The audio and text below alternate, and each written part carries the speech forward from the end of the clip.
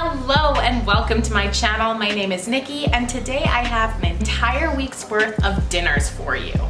Now, I will say that we like to eat red meat more than we like chicken and turkey, but all of the recipes that I use ground beef for, you could very easily substitute ground chicken or ground turkey. So this is totally customizable. This is the way that I typically like to cook. Sometimes I like to save up extra points so I can use them in the evening time and I try and eat lighter during the day. Sometimes I like to have light dinners. It all just depends. All right, let's dive into the first recipe. The first recipe is going to be a turkey sloppy joe. So for these turkey sloppy joes, I actually ended up making my own buns, which is very easy. I know it sounds intimidating, but you just do some warm milk, yeast, and sugar. And once the yeast has bloomed, you are going to pour in some butter, some salt, and some flour and give it a good mix.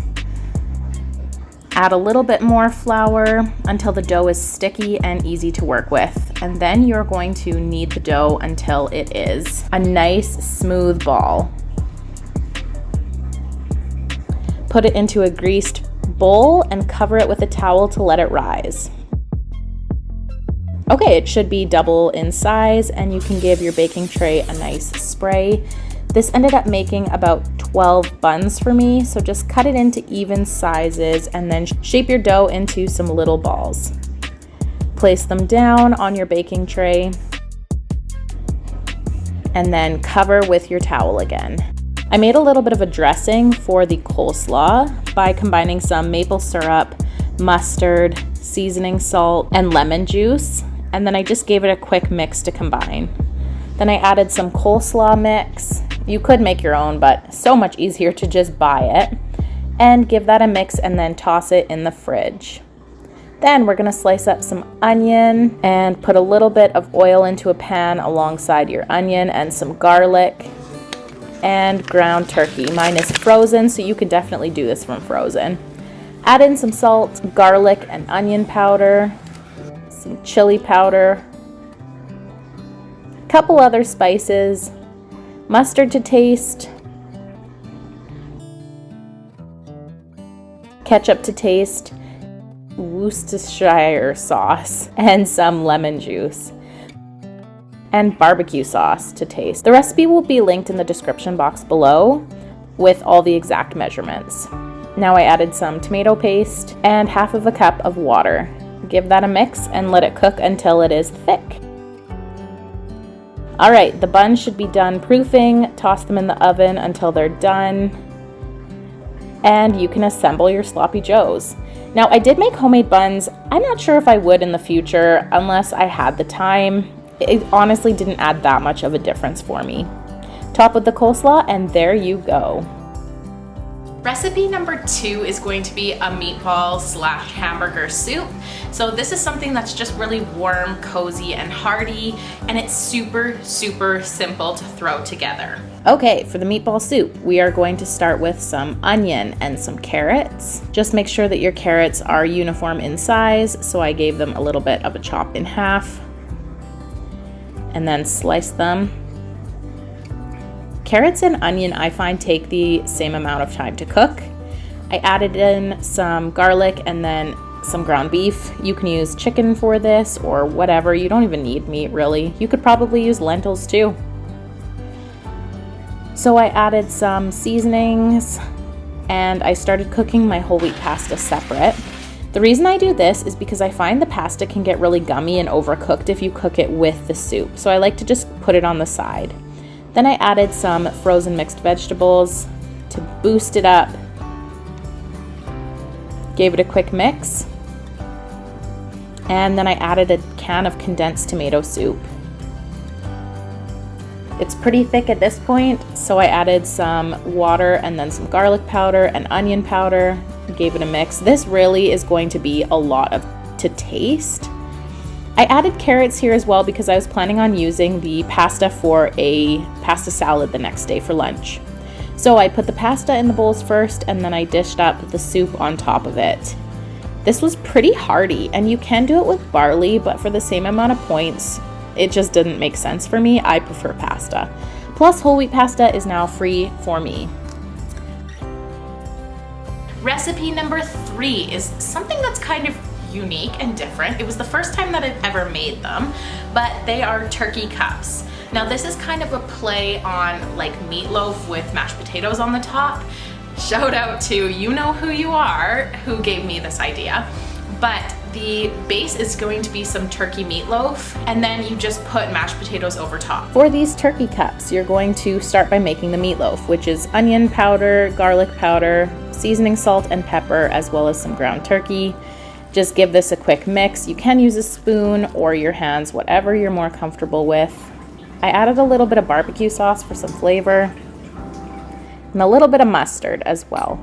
Again, this is all personal preference, so add as much or as little as you want.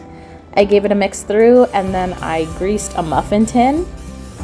And then I ended up scooping some of the ground turkey into each cup and flattening it out. And then I tossed it into the oven. Now I made some instant mashed potatoes here. Just follow the box if you choose to do that. Make sure that your instant mashed potatoes are only potatoes, that way they're free. I made a spaghetti squash on the side because I feel like I needed some vegetables in there. So if I were to make this recipe again, I would not use instant mashed potatoes. Don't get me wrong, it was so quick. But honestly, I like the taste of real potatoes much better. So if you have the time, just make regular mashed potatoes. Scoop those on top of your cooked meatloaves and flatten them out, pop them back into the oven to cook. Now, the spaghetti squash takes forever, but it is so delicious and totally worth it. You can just cut it in half, scoop out the seeds, and then add a little bit of butter, salt and pepper, and just give it a quick mix. I serve this with the spaghetti squash on the side, and then, of course, the turkey cups. The 4th recipe is something that we like to make quite regularly, which is just a DIY sushi. So it's not professional, it's not beautiful, but it is delicious. So you could do this with ground chicken, would taste amazing, or you can completely omit the ground chicken or ground beef and just keep it with vegetables. That is phenomenal as well. For this, I did use ground beef, but again, you can use ground chicken or no meat at all. Unfortunately, we have a soy allergy as well, so we don't use soy sauce, but soy sauce and sugar combined makes a really delicious teriyaki sauce. So I ended up just using a few seasonings. Then I cooked up some rice and added some rice vinegar to it, scooped it on top of my nori sheets. Again, I'm no professional. I added on some of the beef mixture and then some vegetables that I really like in sushi. That would be peppers and some cucumber. And I made a sriracha mayo. You've seen me make this in a few of my other recipe videos. And I added in some of the guacamole. Give it a quick fold, and then you can cut this into little pieces, but honestly, I find it easier to just eat it like a burrito or cut it in half.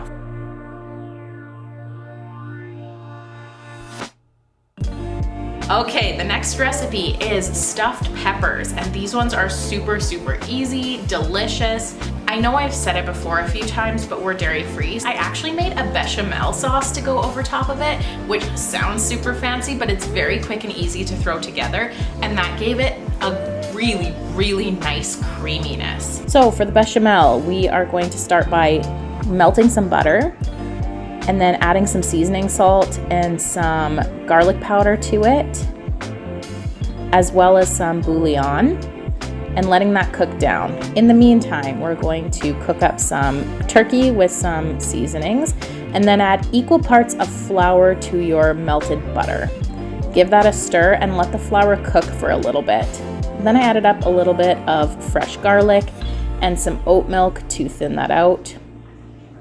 And then we are going to add some carrots and onion to the ground turkey and give that a mix. That should all cook down quite nicely. Add that into the rice that you created yesterday. I typically make extra rice, so I always have some handy and available for times like this. I added in a can of corn and gave it a good mix through. Then I have some peppers and put them down into a baking tray that I had sprayed.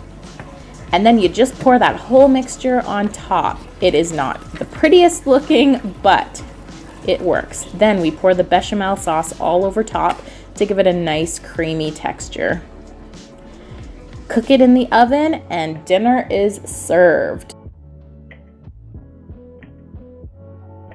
The next recipe is beef and broccoli. So again, you could use chicken, you could use pieces of beef, whatever works for you. But I just like to use ground beef because it freezes really well and it's so quick and easy. You can also put this over top of rice, or you could do rice noodles, or you could do it over top of cauliflower rice. And sometimes we even use pasta, like regular spaghetti noodles for it. Seriously, so versatile. For beef and broccoli, I like to just slice my onions lengthwise instead of dicing them. And then I like to grate up some carrots for a little bit of extra oomph. I don't find you taste them, but they add extra vegetables. Put some oil in a pan and then add all of your vegetables alongside a little bit of ground beef. Cook your ground beef until it's completely cooked. This should make the onions pretty soft. Season it. I use everything but the bagel seasoning. And then add in some frozen broccoli. You can cook this on the side too, but honestly, I find it takes on the flavors better if you cook it with the beef and broccoli. Add in some more seasonings. Give it a good mix. Then boil some pasta, and I used rice noodles here, but you can use regular spaghetti or rice, whatever you prefer. Drain them and then stop the cooking process with some cold water. I put a cup on my plate. I did serve this alongside corn on the cob because everybody loves corn on the cob in my family. Then top with the beef and broccoli, a little bit more everything but the bagel seasoning, and there you have it. The last recipe is not low in points, unless you use 2-ingredient dough, which I've actually never tried before because unfortunately we can't have yogurt. But if you have, let me know in the comments below if it's delicious. But this is just my go-to fail-safe pizza dough recipe. We like to have a pizza night once a week and do a movie with it, and it is just such a nice tradition to keep up and create for the children. So my fail-safe dough recipe is 1 teaspoon of sugar, 1 teaspoon of yeast with some warm water, let it bloom, and then 2 cups of flour and 1 teaspoon of salt. I usually just eyeball the salt to be perfectly honest. Give this a good mix and then knead it until the dough is soft, typically about 5 minutes. Put it back into a greased bowl and then spray your pizza stone or your tray. Stretch it out to whatever pizza shape you like. Sometimes we do square, sometimes we do circle. And then add on some tomato sauce. Spread it around. And again, this is not a healthy recipe. This is an indulgent recipe, but it is delicious and our family just really loves it. I know I've talked ad nauseum about this, but pineapple on pizza is what we do here. So I just did a little bit of that turkey pepperoni and some pineapple and then some of the vegan cheese that we have. We didn't have shreds this time, unfortunately, so I had to just use some slices. Improvisation at its finest. And honestly, that's what cooking is about. Now, all of these recipes will be linked in the description box below, so definitely give that a look. Which recipe are you going to try? Let me know in the comments below. Thank you so much for watching. I really appreciate you more than you know. Take care.